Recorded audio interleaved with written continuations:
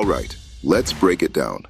The UFC's return to Sydney is in the books, and it was a night of tactical masterclasses, brutal finishes, and some serious reality checks for both veterans and prospects. This is the final word on UFC 325. We start with the main event. Alexander Volkanovski proved once again why he's the king. He weathered the storm, survived a third-round punch that had Volk slipping, and put on a technical clinic to defend his title. His mastery of the striking game and his high fight IQ had this fight on lockdown, even with a few moments where Lopez seemed to gain momentum, only to be stopped. Volk admitted it was tougher than he wanted, but he got the job done, and now ties Jose Aldo for the most title defenses in featherweight history. A legendary performance. In the co-main, Benoit Saint Denis showed he belongs in the top 5. After a competitive first round, he made a brilliant mid-fight adjustment, took Dan Hooker down, and finished him with vicious ground and pound. The God of War is officially back in the title conversation. Elsewhere on the main card, Mauricio Ruffy scored a massive upset, knocking out the veteran Rafael Fiziev to announce himself as a legitimate threat. Quillan Salkild continued his meteoric rise with a first-round submission. And in a tough fight to watch, Tai Tuivasa's career is now in serious jeopardy after a 6th straight loss, this time being outgrappled by Talison Teixeira. So that's the story of the fights. Some incredible performances. But there's another story we need to address: accountability. Last week, we put our model on the line for every fight.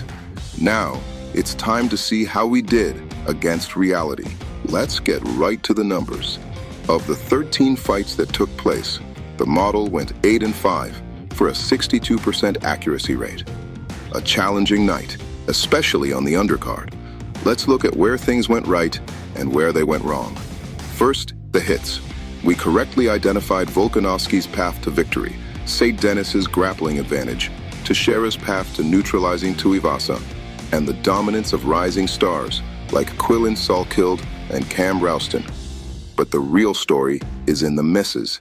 The undercard was tough, with several underdogs getting their hands raised.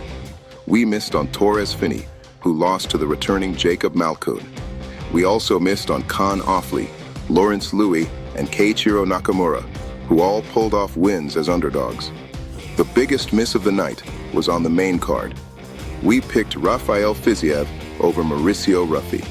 We noted it was a true coin flip, but gave the slight edge to Fiziev. Ruffy proved that analysis wrong with a striking masterclass to get the TKO. A huge credit to him for a flawless performance.